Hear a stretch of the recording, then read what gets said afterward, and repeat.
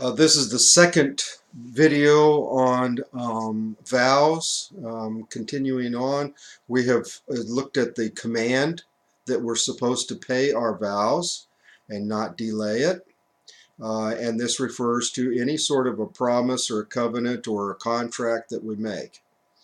Um, and then we said we're not supposed to make vows that are unnecessary because it puts us in a position where we can sin. And if we simply did not make that vow, we wouldn't have to sin, by breaking it, because of the fact that we have a lot of things that are outside of our control that cause us to break a vow for one reason or another. And so if we didn't make the vow in the first place, we wouldn't have that problem. But there are certain vows that we have to make. And the first one we have already looked at, and that is the vow to follow God. Obviously, we have to do that in order to get into heaven. The second vow that we have to make if we get married is the marriage vow. If you don't get married, obviously you don't have to make that vow, but if you do get married, you have to make that vow that you're going to stay with that woman for the rest of your life. That's the vow that you're making when you make a marriage vow. Psalm 21, verse 3. You give him his heart's desires and the proposal of his lips. You do not hold back, Selah. The word proposal there is the same word as betrothal. Okay, betrothal is used in the scripture from time to time, and what I'm pointing out with that is that the word betrothal means to make a promise, and this refers to the ketubah that we mentioned in the earlier. This is the marriage contract. That is when you actually make the vow to marry this woman and to stay with her the rest of your life.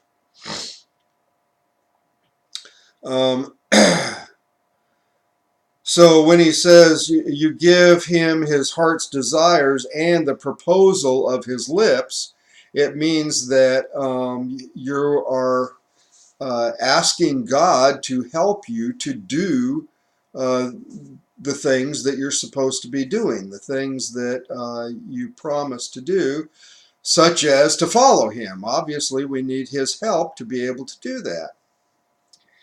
And we need his help in order to remain married.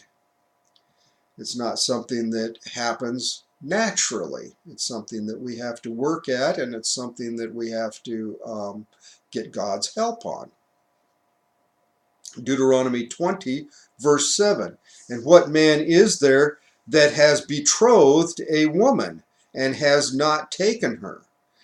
Let him go and return unto his house, lest he die in the battle and another man take her. So there he's mentioning the idea of the betrothal, which is the marriage vow.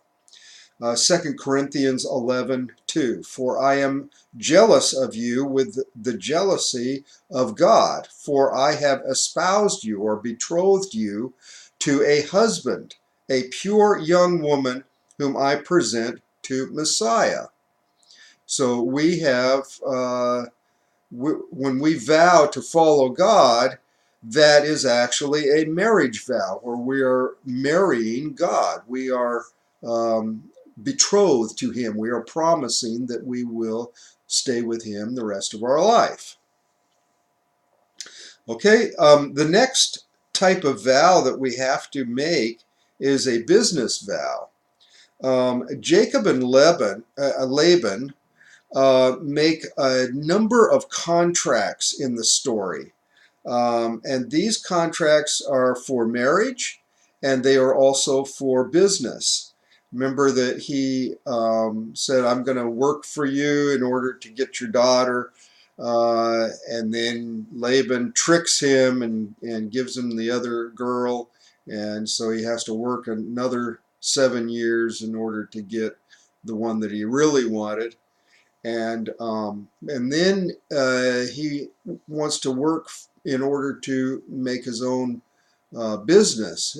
And by being a shepherd in order to get his own flock. And in Genesis 31:7, we have a very interesting statement. It says, "And your father," talking about Laban, "has deceived me," Jacob, "and changed my wages 10 times." Okay, so this is where Laban has promised him certain wages, and then he went back on his word and changed it to something else. Okay, and so this is the kind of deception that goes into breaking a vow. In Ephesians 6:5-8, and also in 1 Corinthians 7:21, it's talking about servants obeying your masters. And that is talking about a business contract where you are making money. And so these kind of contracts are things that you have to make in business. You have to make contracts. You have to say, I'm going to do such and such, and then you have to fulfill that. And to not fulfill it is to break in your vow. All right. The next issue that I'd like to get into on vows is the issue of precedence. Now, there are two precedents is how do you fit vows into the Ten Commandments? Which category does it fall under? Now, there's two options here. The first one is the command, "You shall not take the name of the Lord your God in vain, for the Lord will not hold him guiltless who takes his name in vain." The second option is Exodus 20, verse 16, "You shall not bear false witness against your neighbor." Now, false witness is talking about lying, and it defines lying here as saying something false against your neighbor. Okay? So if you say you're going to do something, for example, and you break your vow, that is going to be detrimental to your neighbor, right? And so it would fit into there very nicely. But we know that it actually fits under taking the name in vain. And we know that by how the marriage vow is used in the scripture. In Matthew 19:9, "But I say to you, he who forsakes his woman," in other words, get divorced, "except for adultery, and takes another woman, commits adultery, and he who takes a forsaken woman commits adultery." In other words, if you get divorced for a reason that is not legitimate in the Torah, then you're not really divorced, okay? And so if you remarry, then you'd be committing adultery, obviously. So if you look at the list, you will see that above taking your name comes adultery. And so what he's saying is that everything above adultery, which is murder and idolatry and adultery, all three of those take precedence over the marriage vow. So if either any of those are going on, then it is a legitimate precedence issue to break your vow. And the reason for that is because vows fit into the category of taking the Lord's name in vain. Okay? And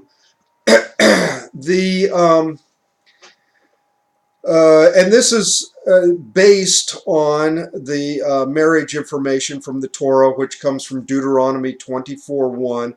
"When a man has taken a woman and married her, and it come to pass that she find no favor in his eyes, because he has found some uncleanness in her, then let him write her a bill of divorcement and give it in her hand and send her out of his house." So that's how a divorce is supposed to work under Torah. And of course, what that means is that the ketubah now comes into effect. You have to pay whatever it is that you promised on the ketubah in the case of breaking the vow. Okay,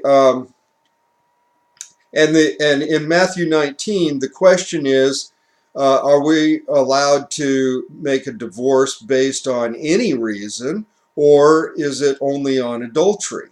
And he weighs in and he says it's only on adultery. In other words, he's saying, and the reason that this is questioned is because of these two things that are found in in Deuteronomy 24:1. It says he didn't find any favor, she didn't find favor in his eyes, and he found some uncleanness in her. Okay, so one interpretation is that it's just if he doesn't find favor in his eyes, then he can get divorced. And the other interpretation is that if he doesn't find favor in her eyes, but it has to be something involving uncleanness, and uncleanness here is not talking about ceremonial uncleanness, it's talking about adultery or higher. And that's how Yeshua interprets it. Okay, so breaking a vow involves taking the Lord's name in vain.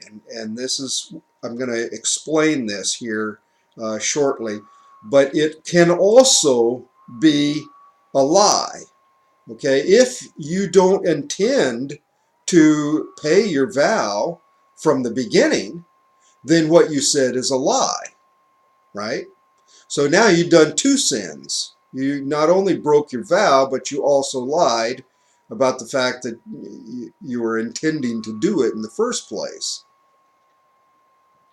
And if you don't keep track of your vows and you forget about them, what does that mean? That means that they're not important to you. That means that you have no intention of paying them in the first place. And so now you have committed a lie in addition to breaking the vow. But breaking the vow is the precedence one. That's the one that is more important. Okay? And I'm going to explain that here shortly. Okay, let's start off with the idea that God keeps his promises. Hebrews 6:13 through 18. For when God made a promise to Abraham, because he could swear by no one greater, he swore by himself, saying, surely, blessing I will bless you, and multiplying I will multiply you. And so after he had patiently endured, he obtained the promise. For men indeed swear by the greater, and an oath for confirmation is for them an end of all dispute. Then God, determining to show more abundantly to the heirs of a promise the immutability of his counsel, confirmed it by an oath. Now the word immutability means unchangeable, okay? That by two immutable or unchangeable things in which it is impossible for God to lie, we might have strong consolation, who have fled for refuge to lay hold of the hope set before us. In other words, we know that God is going to fulfill his promise because, number one, he can't sin, all right? So he can't break his promise. And number two, he has the character of not breaking a promise. So because he's made a promise, he can't break it, and because he has the character of not breaking a promise, he can't break it. And because of these two unchangeable things, we have confidence in his promise. And this is a very important part of God's character. And it is the basis of our salvation. We cannot have a hope of salvation if God doesn't have this kind of character. If he is, when you look at Greek mythology and some of these gods that they have in these other religions, some of them are deceptive and do things and do things on a whim, and you're collateral damage sometimes, you know. But God's not that way, and that's a very good thing for us. Psalm 124 verse 8. Our help is in the name of Yahuwah, who makes the heavens and the land. What is Yahuwah's name? It's his reputation. His reputation is that he keeps his promises. And because of that, we know that we can get help from him. Okay? So this is very important that we understand the reputation of God and how important it is to us. Okay? Let me continue on the next video because of our time issue.